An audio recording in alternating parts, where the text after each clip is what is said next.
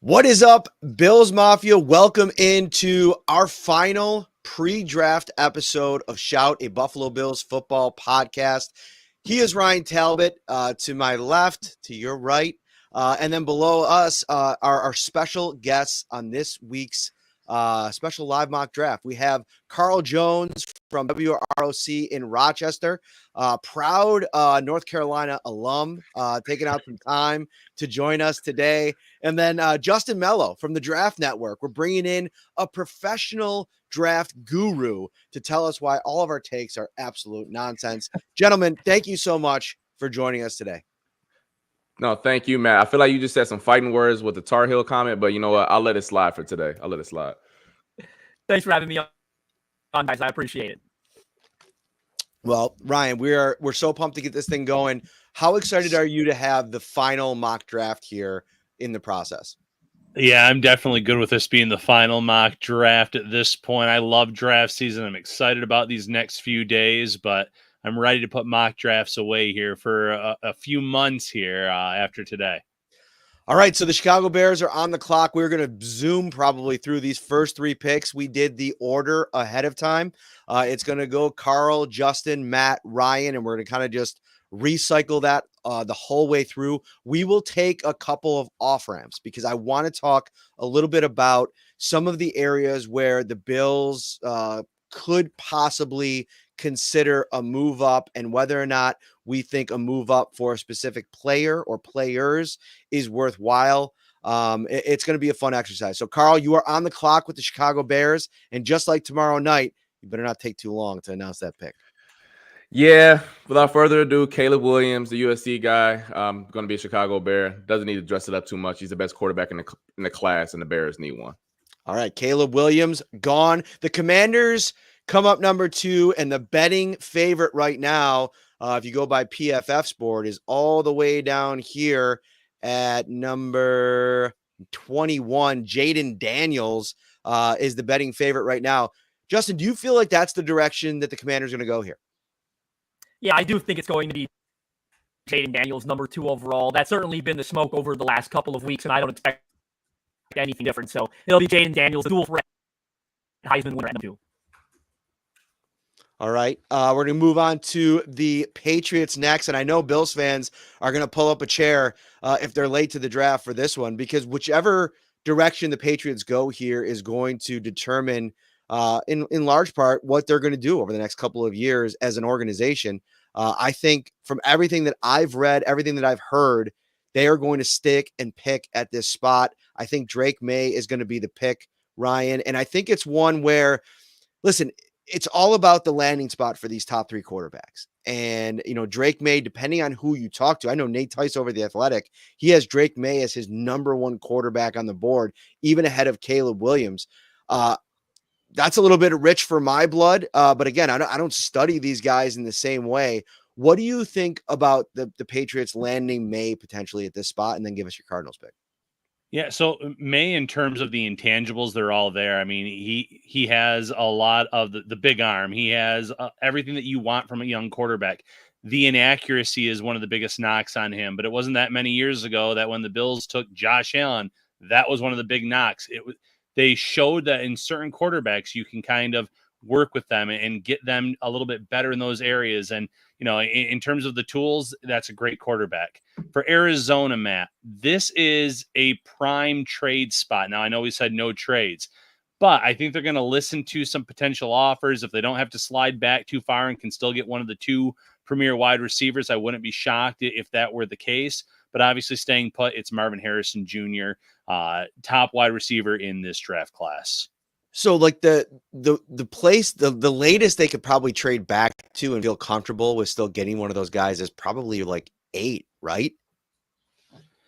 I would look at like the Giants, where I'd feel most comfortable to make sure you're getting, you know, maybe the guy that you covet the most. But 8 is potentially another spot where you could feel comfortable doing that. Well, I asked that only because what kind of, if you're the Cardinals or if you're the Giants, why are you going to make that trade knowing that ahead of you is the Chargers, who have Justin Herbert, and then the Cardinals, who have Kyler Murray? I'm just going to sit and wait and I don't feel necessarily that I have to trade up for a quarterback, or are you worried about potentially another team coming in and getting a quarterback? And I guess I bring this up only because are any of these three quarterbacks, and we'll Ryan, you can answer, and then we'll kind of go around the horn here.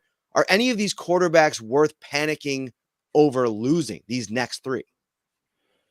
It feels like, the Michigan quarterback JJ is that quarterback that has risen up the ranks throughout this draft process. Now the Giants, it does not seem like that they are enamored with him based on what some of these insiders are reporting. But the Vikings could want a quarterback like that. So let's just say that May doesn't go third, and I do think he does. But if it ends up being he's on the board, that's when the Giants would potentially look to trade up to maybe get Drake May. And the reason being, like you said, why wouldn't you just stay put? You're worried about a team like the Vikings. You're worried about some of these other teams offering a boatload to go up and get their guy, where you can make a smaller move, still give them, the Cardinals, that is, a lot of draft capital or capital that they covet, and then you're happy with your prospect that you get. And then if you're the Cardinals, you've added some more, stock or draft picks to your chart, and that you can improve this roster and still get your top wide receiver. Justin, your thoughts? Yeah, I think what I keep coming to here is there's been so much smoke about the Cardinals trading back. And on one hand, I get it because general manager Monty Fort, he showed us to be that kind of guy, right? Like he loves moving up and down the board. So Justin, but when I look at it, I go, Justin, so your audio's coming in like really, really choppy. We're getting some comments in the thing. Oh. Can I have you bounce out and then come back in again? Just see if that helps. Yeah, absolutely. All right, cool. Carl, what do you got? Yeah, I think he was going in this direction, but the Cardinals, have a ton of picks already. I think like 6 in the top 90. I don't know their incentive to move back is as high as the other teams that maybe like the Chargers, for example, who use some capital. At some point, you need blue chip players. And I think that if you move too far down the list here, you're going to run the risk of running out of getting one of those blue chip players to play with Kyler Murray. So in my opinion, I think you stick and pick unless you're blown away by some offer that you have to, consider and take. So is the pick Marvin Harrison, Ryan? Did you say that already? The pick is Marvin Harrison Jr. That is correct. All right. So, Carl, you're right back up, and I agree with your logic. I think when you have a chance to get a generational kind of player and you already have your quarterback, man, I would not want to go to work on Friday morning and have to look Kyler Murray in the eyes after having the chance to go get that guy and not going and get him. And that's not to say that Malik Neighbors might be really good as well. Roma Dunze, maybe you land one of those guys too, but Harrison seems like such a slam dunk. Who do you got for the Chargers here? This is an interesting. I think this is an interesting one, and I think things have changed in like the last 48 hours with this Chargers pick. Like the entire draft process, they're a prime trade back team for obvious reasons. Jim Harbaugh wants to have his input on the organization. But everywhere he's gone, whether it's Stanford, San Francisco, and Michigan, he's been a trench guy. And I know the entire process, they've been a receiver team. But the past 48 hours, there's been a lot of smoke about going offensive lineman here if they can't get out of 5. I think you go Joe Alt, and if they're going at a scenario, and he cements his physical presence and brand that he sends everywhere he goes as a coach. Yeah, I like the pick. I actually was listening to on Ryan Russillo's podcast. He had on Daniel Jeremiah and Todd McShay.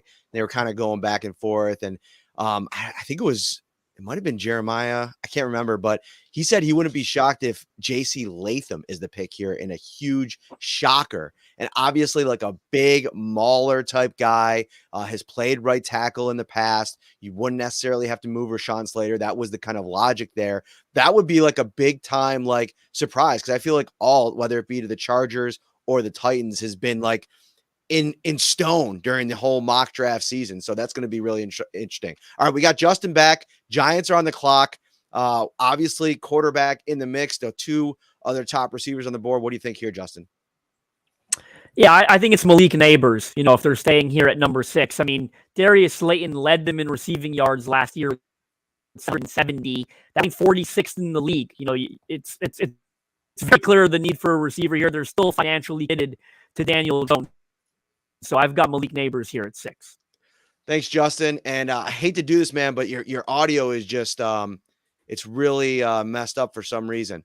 Let's link up after the draft. We'll figure something out. We'll just adjust on the fly here. We appreciate you, man. Thank you so much for jumping through. We'll just kind of like roll this thing out with the three of us. It stinks. Justin's awesome. He's done a great job during the draft process, but a lot of comments about the audio in the background here.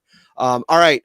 Next up, after that, I do agree. I think Neighbors here to the Giants. I like the pick. I think you'd have to absolutely be in love. And I think some years too, guys, like there's so much like pre-draft hype around some of the second tier of quarterbacks. And sometimes that doesn't necessarily add, Ryan, to getting to the night of the draft and having that be the case where it lives up to the hype, if you will.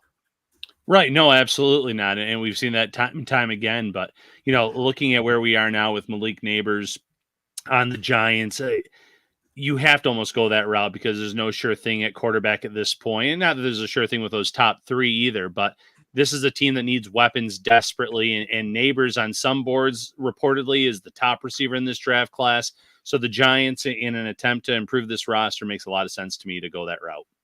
All right, the Titans are on the clock here and obviously need offensive line help. But with Joe Alt off of the board here, they could go to the next best thing and go with Fuaga out of Oregon State, Fautanu out of Washington, or Fashanu from Penn State. I think all of those are really good players.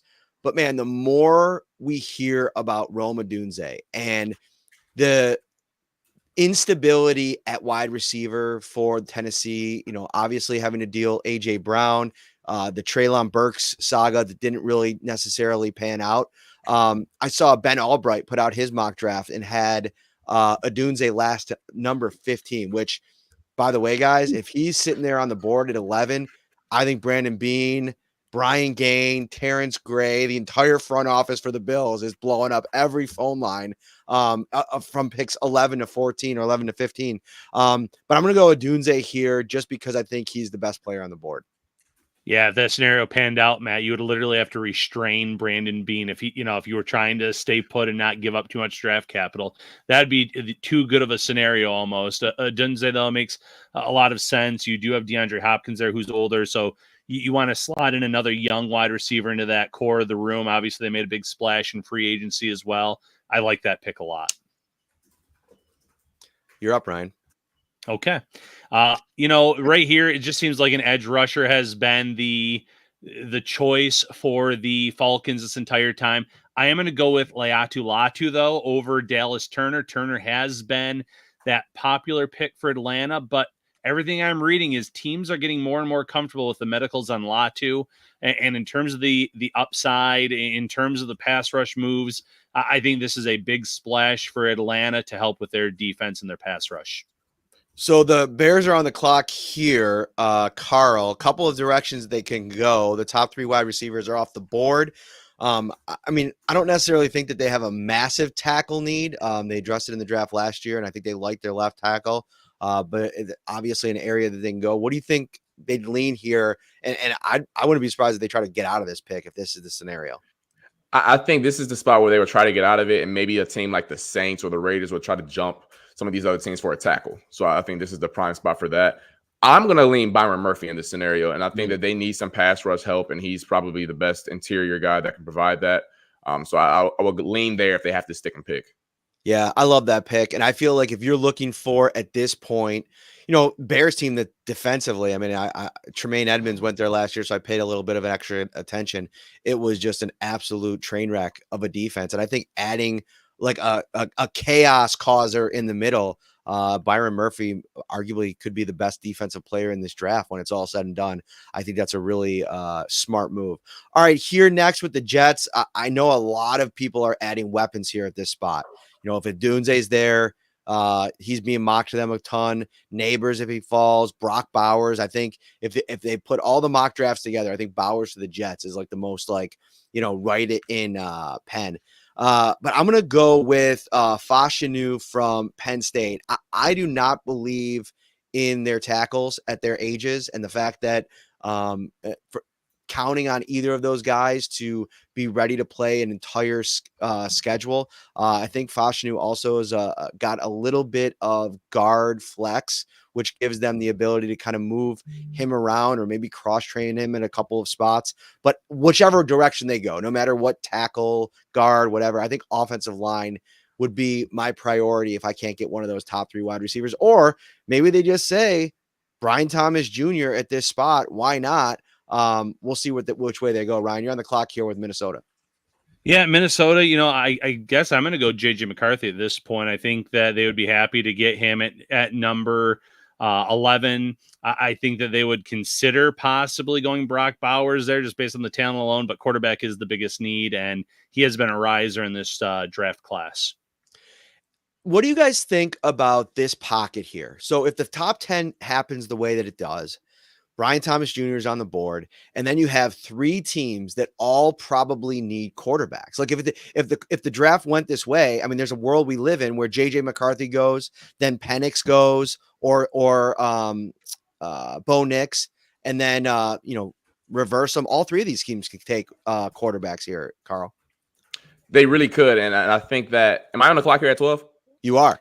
Okay, gotcha. Oh, okay, because I was. So I don't know if we're going to keep our original picks or. We're bumping up. Okay, gotcha. Oh no, we're changing on the fly here. We're changing on the I love fly. it. Man. I love it. Put my GM hat on. I love it. I think this is a spot where once again I'm getting all the teams I would like to get out of here. The Broncos are one of them. I think they're really linked to Bo Nix, if I'm not mistaken, in the draft process, which makes sense with the style of quarterback. However, not going Bo Nix here. I think 12 is a little too rich. So if I'm gonna have to stick and pick here with the Broncos, I've seen some tackle help. Maybe not tackle help. I believe they're a team that needs to tackle. Hold on one second. The Broncos, because I know there's the a Broncos run. Need everything from what I was listening to yesterday. So this is a strong play. Yeah, edge rusher. So I'm gonna go tackle. We're gonna take the top tackle off the board. I've seen a lot of teams love Fuaga out of Oregon State, big mauler type of guy. So we're gonna go here at number 12. There you go. All right, Raiders up next. I will make the pick here. I think that there's the connection, if I'm not mistaken, between Antonio Pierce and Penix. Was Penix at Arizona State at the same time as Pierce? Jaden Daniels. Oh no, that was Jaden Daniels. Okay. I'm gonna give them Penix anyway. Just because I think Gardner Minshew, I don't think you're comfortable going into the season with him as your top option. I mean, the Colts won games last year, and he showed that he can, kind of be that Kirk Cousins light or that Jimmy Garoppolo light. Like, I get it. Like, you bring him in because he's your fallback option. But I think, Penix, I was listening to McAfee the other day, and last week they got in on Penix being a first-round pick at minus 130. This week, it's all the way bet down to minus 240. So obviously, a lot of the Sharks are thinking that Penix is going to get selected in the first round. And I think if you're the Raiders and you have your pick between these 2 guys, sure, you can move back and play like the game a little bit and see if he lasts. But if you like him enough, just go get him. And there it is, Michael Penix. Ryan, the Saints are up next. Yeah, the Saints, to me, they're another team that's desperate for tackle help. Matt, let's take a look at the tackles that are left on the board here, the top tackles. I love where your head's at, Ryan. I'm going to go J.C. Latham. I think that he makes a lot of sense for this team, helps them out quite a bit. I wouldn't be surprised if this was a team that was trading up to try to get one of the top tackles in this class. So I like the pick. So we'll go Latham here. And I think if you get him at 14 and there's guys talking about him going top 5, top 7, I think you're really excited. The Saints need it. So that makes a ton of sense. So I thought throughout this whole mock draft process that the Colts, to me, after re-signing Michael Pittman, bringing in Josh Downs in the draft last year, that like wide receiver wouldn't be super at the top of their prior list. I know it's listed here according to PFF as their top need, but to me, the chance to add a corner is like so good at this spot, and I think it falls in with like the value in the draft. So I think that whose pick is it? It's Carl. So I'm not going to make the pick, but I want to bring this up because this is the time where if you are on the Brian Thomas train, if you're Brandon Beane, this is the area where I think you got to start to think about trading up, because I think any of the next 4 teams could theoretically take Brian Thomas Jr. But I guess the question comes, and we'll start with Carl and then we'll go to Ryan. What are you willing to give up to get up into this area? Like, would you give up next year's first round pick? Would you give up next year's second round pick and maybe a fourth and a fifth this year? Like, how much are you willing to spend to go get Brian Thomas versus kind of sitting, seeing how the board plays out, and potentially maybe even drafting a 28 a receiver or moving back? Start with Carl. I like your second package better. I don't think giving up a first round pick for a guy who's not in the consensus top 3 receiver is something that I would choose to do. But this is all, like, but you're right though. This is the range where if you want to go get them, I think you should do it. The Jaguars, they need a receiver and they didn't want to see Calvin really walk out the door. They just got outbid by the Titans to do so. So they clearly are in need of one. Don't think the Bengals are in the market to do so, but who knows if T. Higgins gets traded on draft day or whatever the case may be. The Steelers have a dire need, although they usually are a second round receiver team. So like there are a bunch of teams, and it's not just the Bills who need a receiver. The teams behind them as well, whether it's the Panthers, the Chiefs, Ravens as well. So I think this is the prime area spot where teams should start targeting Brian Thomas for sure. Yeah, completely agree. And if the Bills did have a consensus grade on Brian Thomas Jr. that was comparable with those top 3, I would then say, okay, if that's maybe when you are trying to part with the first round pick. I just don't see that being the case. I know he's kind of in that second tier or second island all on his own leading up to this draft class, but a first round pick is too rich for me at this point. All right, Colts up here. Carl, who do you got? We're going with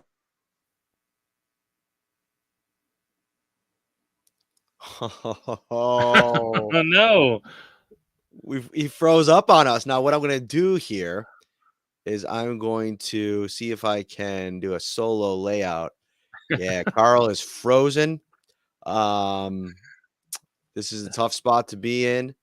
What do we do here? What do we do Did here, it sound Carl? like he was saying cornerback? It did sound like he was doing cornerback, and it sounded like he was going to say Quinyon Mitchell. So I think we're going to give him Quinyon Mitchell. I think like at this point, like I think that's a really good pick for them. They're corners, Ryan. We were talking about it on the last live mock. Yeah. Absolutely wretched. So I think that's the play. Big need, huge need for this team and get the top one. Let's go to Seattle now. You're up. Yeah. Seattle for me, this is an easy one. Troy Fontenot. He makes a ton of sense right down the road at Washington. His offensive coordinator and O-line coach are now on this coaching staff. He's a first round pick. They need interior line help. If I were to say, is there one pick in the middle of the draft that you're confident in? This would be it. I'm linking those two guys up, or that player with that team based on the prior relationships and the talent. Yeah. I think that's a good pick. And I think getting him at this spot, I mean, there's just such value in getting a starting quality tackle at this point in the draft. And I think that makes a ton of sense. All right, let's take a look at the Jaguars now. Christian Kirk, Zay Jones, Gabe Davis now, Devin Duvernay. They got 4 receivers there. I don't necessarily know if they have a number 1. I think they can go in a couple of directions here. I think they can maybe look at tackle as well. Adding a tackle at this spot, I think wouldn't be the worst thing in the world. Cam Robinson in place there at left tackle, Anton Harrison at right tackle. I don't know if you're super excited about that. There's some good interior offensive line players as well. They can go defensive side of the ball. Whether it be a cornerback, I think that makes a lot of sense. Yeah, I think that makes a lot of sense. And I think getting Terrion Arnold at this spot would be massive, but they're the Jags, and I feel like they're going to just do a Jagsy thing, and I think they're going to take Brian Thomas Jr. I like it. He's, like I said, after this is a huge steep drop off. So I think they go in that direction here. Brian Thomas is the pick. Carl is back. We did you dirty, Carl. I shouldn't say we. I did you dirty. You froze, and then I made you the solo layout on the screen there for a second, just so we could appreciate the freeze. Anyway, that's my fault. Hey, blame the Wi-Fi, y'all. Blame the Wi-Fi. It's all good. So, were you going to pick Quinyon Mitchell? Yes. Oh, hey, we got Nailed it. So you're right back up on the clock. Troy Fontenot went at 16 after Mitchell, and then Brian Thomas Jr. to the Jags. So now the Bengals are on the clock here at 18. Yeah, so I know that Bengals fans this entire process have been like, man, D tackle here, like Johnny Newton, things of that nature, or Byron Murphy if he falls this far. But if Brock Bowers is looking you dead in the face at this point, and there are very few teams who can, I would be comfortable giving them a tight end and be like, oh, that's a position that's not luxury. You plug in Brock Bowers to an offense that's going to lose T. Higgins next year, that's scary. So I think they run up there and go select Brock Bowers. Love it. Good pick here. Ryan, you're up next with the Rams. Yeah, I believe D-line is a need for the Rams, and I do see Newton's name sitting right there. Consensus, number 11 pick, so I'm going to go that route. Like it. All right, Steelers on the clock here. And I feel like at this point, from the Bills' perspective, you almost take a sigh of relief. I think the earlier that Thomas goes and all four off the board, if they don't make an aggressive move up, I think the draft then becomes a lot more comfortable for you because you can kind of just sit, watch how it plays out. There's not this they're going to be watching if one or two of those guys is available in the top half there before 15. As soon as you get to 16, 17, it's going to be kind of like sitting on your hands, trying not to overreact to anything. But now that they're off the board, I think that you're in a much more comfortable spot. A lot of teams here could make things, shake things up in a big way. I think the Steelers could take a receiver. I think the Dolphins could take a receiver. I mean, every time I see Xavier Worthy's name in a mock draft, I'm like looking to see if it's with the Dolphins because it just seems like that kind of speed would be super interesting for Mike McDaniel. I'm going to go a little bit crazy here, and maybe it's not that crazy, but I'm going to go interior offensive line, and I'm going to go Graham Barton with who's the top center in this draft. Listen, the Steelers need help across their entire offensive line, but specifically on the interior. So I think getting a potential guy that could play all five spots, maybe you're starting center day one. I think you like it, Ryan. What do you got for the Dolphins? Yeah. Oh, no, Real wait. quick, just on that. Carl's turn for the Dolphins. I'm sorry.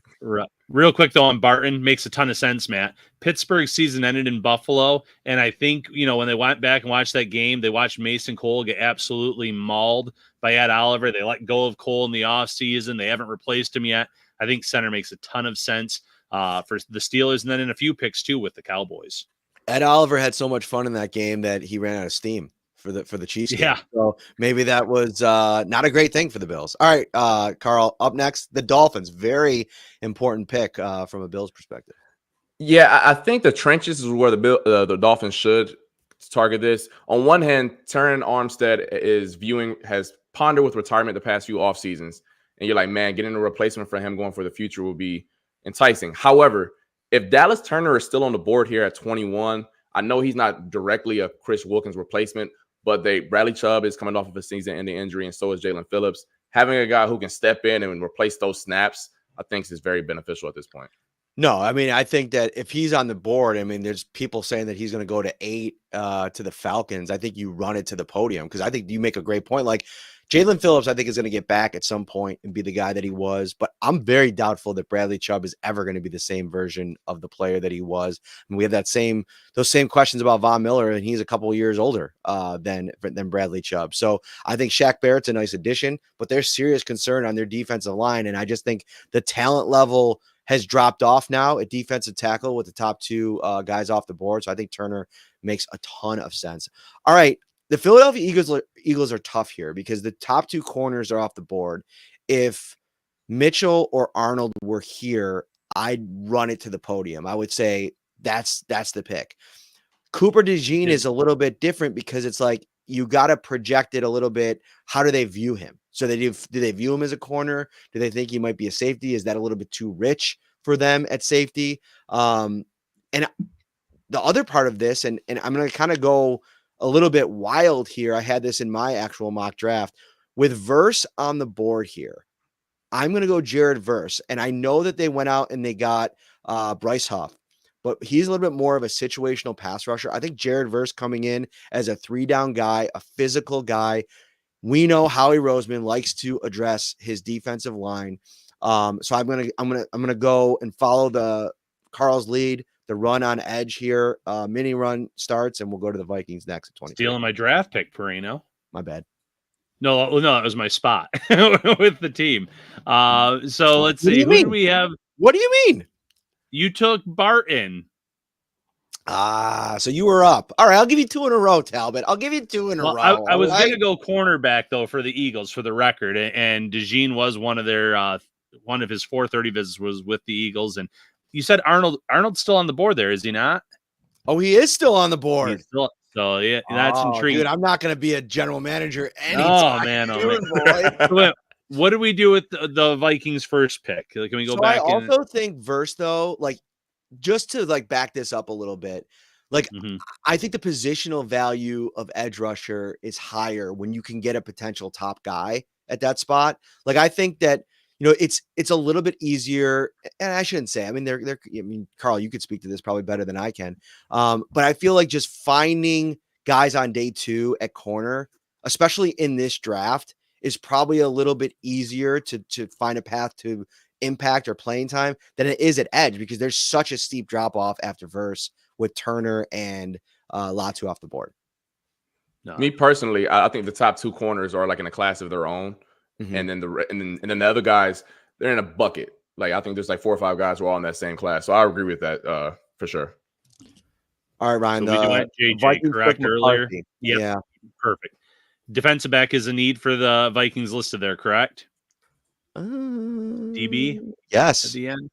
There Yeah, you let's go Arnold there. Just talent-wise, jumps off the chart. Mims would be intriguing too to get your quarterback some protection, but I'll go Arnold. All right, you're on the clock And then again. Go Cowboys. Back to back. All right, Jackson Powers Johnson, another team that lost their center in free agency. Didn't replace him yet. This is a team that has coveted the offensive line, done a nice job building it up over the years. That's the direction I'm going to go. All right, so we are 3 picks away from the Bills, and things are very, very interesting. With Cooper DeJean still on the board here, I think the Bills, if you're in love with the guy, whether it be him, whether it be Adonai Mitchell, maybe another player or two, we can kind of scroll down here. I know that there's even a little bit of late juice on Xavier Worthy with the Bills. I know he had a top 30 visit. You're paying attention. What do you think the Packers do here, Carl, in this spot? They've been in love with Cooper DeJean this entire process. I know like a lot of fans and a lot of media members in general, like if he's there on the board at 25, I know they were kind of scared that like based off his pro day that he was going to get shot up the boards. But if he's still here at 25 with his versatility, I think that their general manager is like, bring Cooper, keep him in the Midwest and bring him aboard. All right, there he is. He goes off the board. Brandon Beane does not trade up because guess what? There's no trades in this mock draft. So even if he wanted to go up and get the Gene, he cannot. So we got the Bucks here on the clock. This is interesting. I think they can go a couple different directions. Obviously, Shaq Barrett now in Miami. I think edge is definitely an area where I think the Bucks probably would have even looked to trade up. A couple picks to try to go and get Verse or Turner, especially with Turner kind of falling a little bit. But I will go Chop Robinson here for them. I think it addresses a need. I think that he fits kind of like something I was reading, like, he's a system fit. He's somebody that can kind of come in there and maybe find a role in year one. So Cardinals on the clock. Ryan, you're right back up. Yeah, they already dressed wide receiver. Let's kind of take a look at the top O lineman left. It looks like they need more interior than. Boy, Frazier's been kind of a late riser here too. Let's go Zach Frazier with the pick. So Zach Frazier goes to the Cardinals. So they come out of this with a potential franchise center and arguably the best wide receiver in this draft class in Marvin Harrison Jr. And that brings us to the Bills. And I think we're going to go around the horn here in terms of what you think the Bills first will do. And then I want to talk about what we think they should do. On the board at 28, Adonai Mitchell sticking out like a sore thumb. Xavier Worthy is also there. He's way down on PFF's board. Ladd McConkey, Xavier Legette, another guy that has been often talked about, linked to the Bills. Ryan, you reported a couple days ago that he was on a top 30 visit to Buffalo. Keon Coleman. Private workout. Draft workout. Keon Coleman, probably the most polarizing player in this entire draft. no matter what the position is. So, Right. Carl, we'll start with you. Let's start with what you think they will do here, and then we'll go to Ryan, then myself. I think what they will do, I think they'll if the board fell this way, I think they would take AD Mitchell. And I know there are a lot of concerns based off of the off the field stuff, maybe his effort on the field as well. And you'll be like, man, is that really a good fit for what they preach and what they want to do here in Orchard Park? But I think the talent is oozing with potential. And he's one of the few guys in this draft, and it's a loaded draft at receiver, but he's one of the few that actually show true X receiver potential. And I think that with his ridiculous body catch radius. He tracks the deep ball very well. And he has good size over at 6'3". So I think if he's there at the board, and if you're looking for that receiver number one in that X role, I think he fits it best based on where they're at right now. All right. Yeah, I agree with actually everything that Carl just said. You know, we've been talking for months now about how the Bills have a certain type of wide receiver that they have in mind. But if they're truly looking to get an X receiver, they have to think a little bit differently. And Mitchell makes a ton of sense based on the frame, based on the size, based on the down the field talent. Xavier Legette is another guy that I think the Bills probably do like a lot. He's been very vocal about, if no one gets me in the first round, I'm going to Carolina in round 2. And we'll see how true that really is if he does fall out of round 1. But I do think they have to kind of get away from these guys that could play inside, can play outside, and get a true X. So I like Carl's thinking. So with that in mind, then Ryan, maybe if it's in the second round, if there's a trade back scenario, are you coming off of your Ladd McConkey position for maybe a Troy Franklin instead because of the potential boundary ability that he brings a little bit more so maybe than Ladd? I'm not as high on Troy Franklin overall as a prospect as I was with Ladd with that trade down scenario to 36. So I know PFF has Franklin pretty high here. I have him a little bit further down my wide receiver rankings. So I'm not sure I would make that jump based on the true X tendencies. With the trade down, it was kind of what was the best receiver that was available to me, in my opinion. And I went McConkey in that scenario.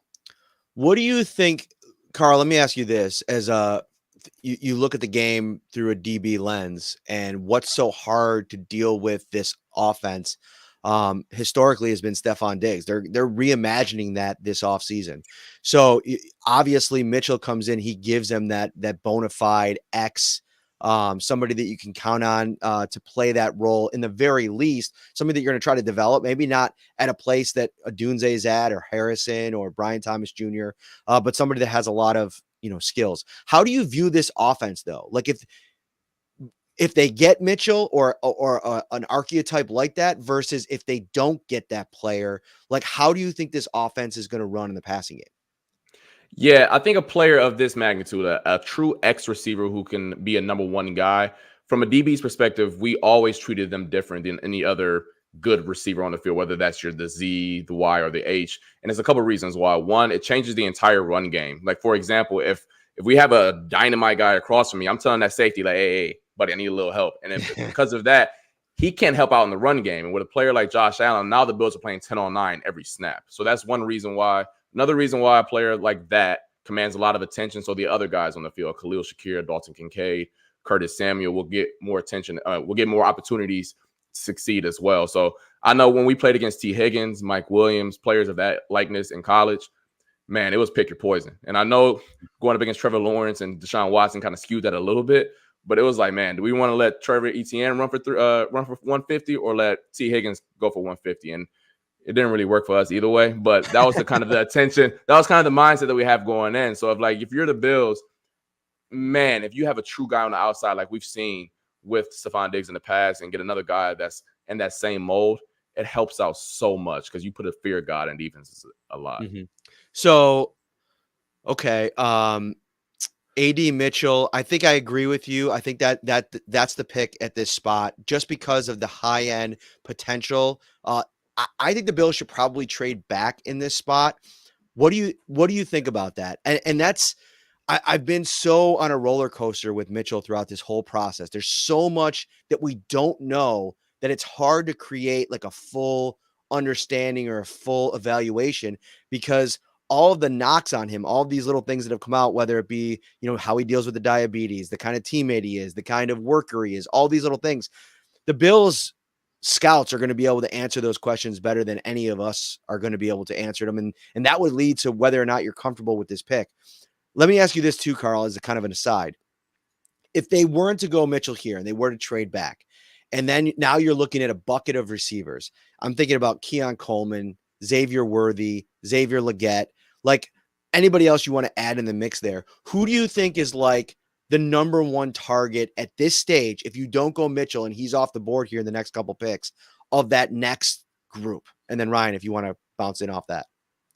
I would say Xavier Legette. I think his upside as a prospect is very, very high and it's enticing. And once again, fills the mold of one of the few receivers in his draft outside of the top three who could fit the X receiver role. And I do think he has a long way to go. And I understand the 5th year breakout thing is concerning. It really is.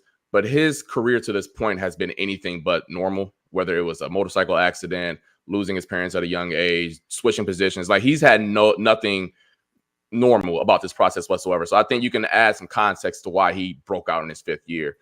So I would feel comfortable if they had to move back. And I know the Panthers thing is scary. I've seen that a ton. He's from that area and all that stuff.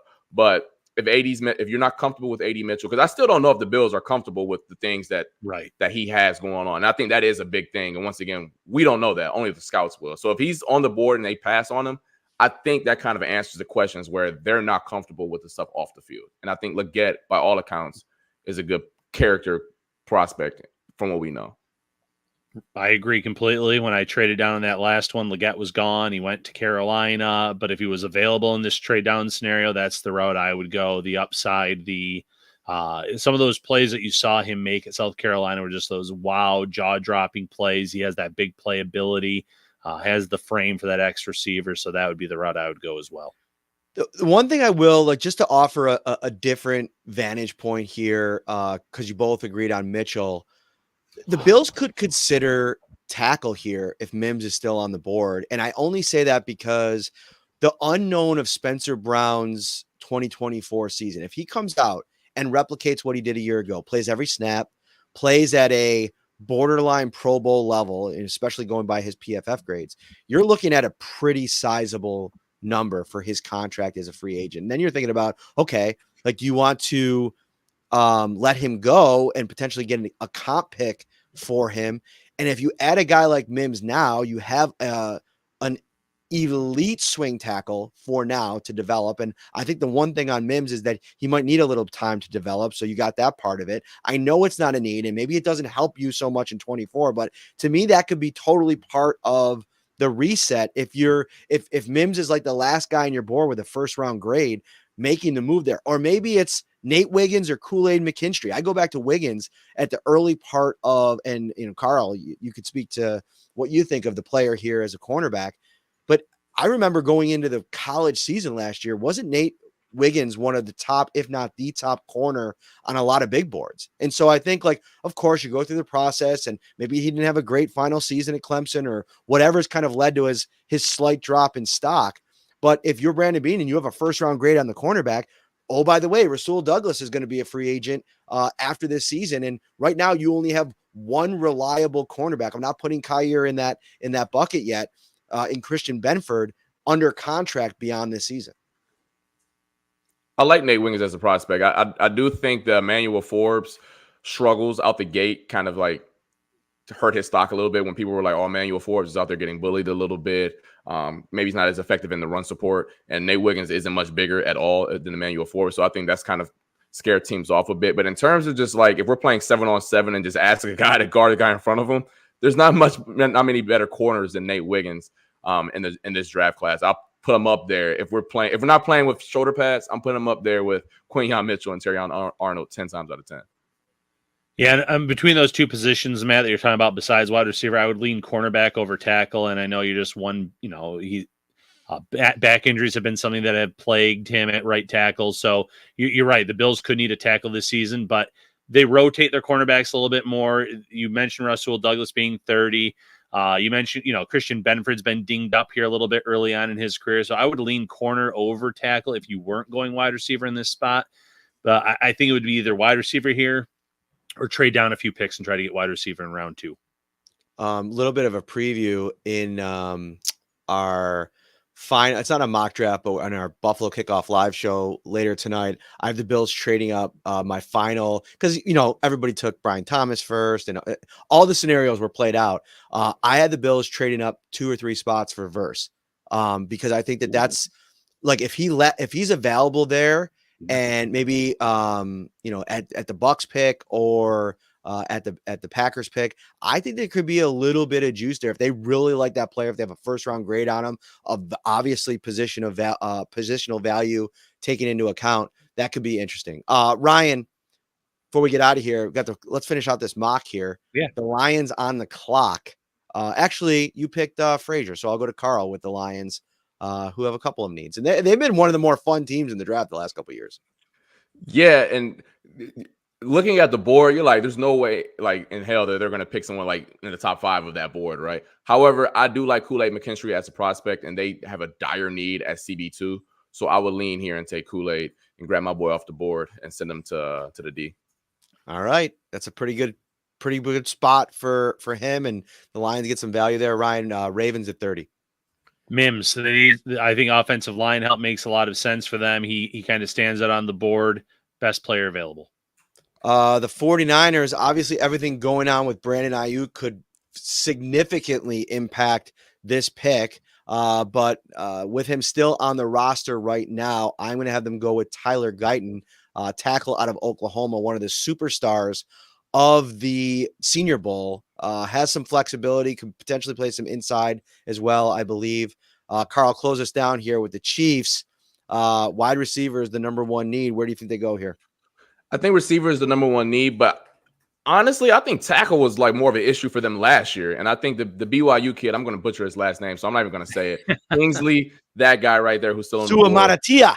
Yeah, my man right there. I've seen him mock to this position a lot here. I know they needed a receiver, but I think they can get one in the second round. Tackle was, I think, a bigger issue last year for them. All right, let's see what we got for the grade. Oh, they didn't give us a grade because we picked for every single pick. That play is not in our playbook because you selected more than 3 teams. So we didn't get a grade, but I thought that was a fun exercise. Listen, there's so many different ways that this thing could go tomorrow night. And I think Brandon Beane laid it out pretty well last week. I was telling Ryan, Carl, I'm doing my final mock draft, and this has been the toughest final mock draft in my 6 seasons covering this team because I just can't get a really good beat on what I think is going to happen. And I really think that they're going into this and like rolling the dice, like anything could happen. Like, and so I think I'm going to have them trading up, being very aggressive in multiple trade ups. And I'm going to leave a little bit to the imagination there. But what's your final answer if you were put to the fire, like what the Bills are going to do? If I had gun in my head right now, I think they trade up for Brian Thomas Jr. in the late teens. I think that's the target that I would say. I feel like they really want Rome. I think there's a lot of smoke with that. I just don't know how many teams want to go all the way back to 28 in that scenario. Maybe the Falcons, because they want to aim for a defensive type of prospects, and then maybe they can get that type of value later on in the draft. But I think in the teens, you can get some of those players. I mean, get one of those teams who don't mind going back to 28 and still get some value there. At 11, Ryan, if say McCarthy's off the board, the Giants took McCarthy, four quarterbacks are gone. The Vikings are like, well, crap. Byron Murphy's off the board. That was their number 2 target, let's just say. Now you're in a situation where they're looking to trade back. They get on the horn with the Bills. Odunze is on the board, and obviously they have Jefferson there. They have what's the other kid? Addison as well. So the Bills call up and they want this year's first, this year's second, next year's first, and next year's third to go up to get Odunze. He fits the process to a T. He is right in there in that first bucket. This is a team, and I know Brandon Beane hates giving up draft capital, but if you're looking for a player to put you over the top or to keep you in that AFC contention, yes, I sign off. I do it. No hesitation. My one pushback, and I'll push this over to you, Carl, get your thoughts on it. I would really try to fight for that number 60 in this year's draft, just because I think that there's going to be value there to move back potentially in the third round and add multiple picks maybe in the third at that spot. So if you could somehow do a fourth next year and a fourth this year, and then the one this year and the one next year, I would do it for that if they would do it. But I almost feel like that 60 is a little bit too rich, just knowing what else I think that they need and the value that they can maybe get in the 70s, 80s, and 90s. They get 2 picks in that range. Now, all of a sudden, you come out with a Dunze and 2 picks in the top 100. I think you're really excited about. What do you think, though, Carl? I think that proposition is a little scary. I mean, they already are kind of lacking on capital on the first 2 days, anyways, and going all the way up to a Dunze, you're out. Like, you don't have any other bullets to shoot there. But I think he's the type of prospect who makes it worth it. And you didn't give away either next year's 2s, which one of those could be a pretty bad Vikings team next year, which could be another late first round pick for you as well to a certain extent. So I think in that scenario, if they were able to keep both 2s, so they keep that, let's say that Vikings pick that ends up being 38, and then you get your own second round pick. I think in that scenario, you're like, you know what? We'll let that rock, and we'll sign off on that for sure. This has been a awesome exercise, as it has been the last 2 years. Bummer that Justin had to bounce out with the audio issues, but I think everybody handled it like champs. Carl, let everybody know where they can find your work. Anything that you got. I know you and Thad have been pounding out the pods the last couple of weeks. Let everybody know where they can find your stuff. Yeah, you can find some of my stuff at my X is right there below me, right there at Jones11_, as well as some of our work that Thad and I do, Thad Brown.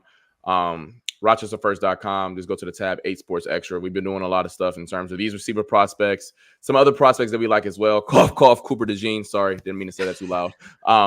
But just in general, just some of the guys that we like and what the Bills may and may not do come tomorrow evening. Ryan, what do you think about a potential trade up to 24 to get in front of the Packers for the Bills to get DeJean?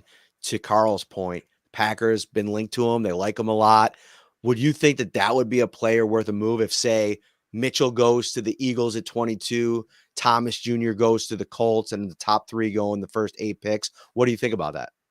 Yeah, I think it's worth it as long as Brian Thomas Jr. is off the board. Even if Mitchell was still there, I think it's worth it because, DeJean is such a clean prospect. He can play corner. He can play safety, depending on what the Bills want to do with him. Obviously, they would have a plan for him. And Buffalo's interest, again, you can't mask your interest in this prospect when Cooper DeJean, who has all the medical rechecks and he has a late pro day, he only has time to go on 4 top 30 or 30 visits. He's not going to Buffalo if he doesn't think this team's really interested in selecting me. So I think for the Bills, the interest is legitimate. It would make a lot of sense. It addresses a need. And this is such a deep wide receiver class that you could come back in round 2 and still get a really quality player and then even go in free agency and sign someone there too. Great stuff. The wait is almost over. Thank you to Carl Jones. He's Ryan Talbot. Matt Parrino, we will see you tomorrow. Start of the NFL draft. Maybe we'll have a pick to talk about. We'll see. Or maybe Brandon Beam will totally change his entire personality and trade out of the first round. I'm not betting on it. See you guys later.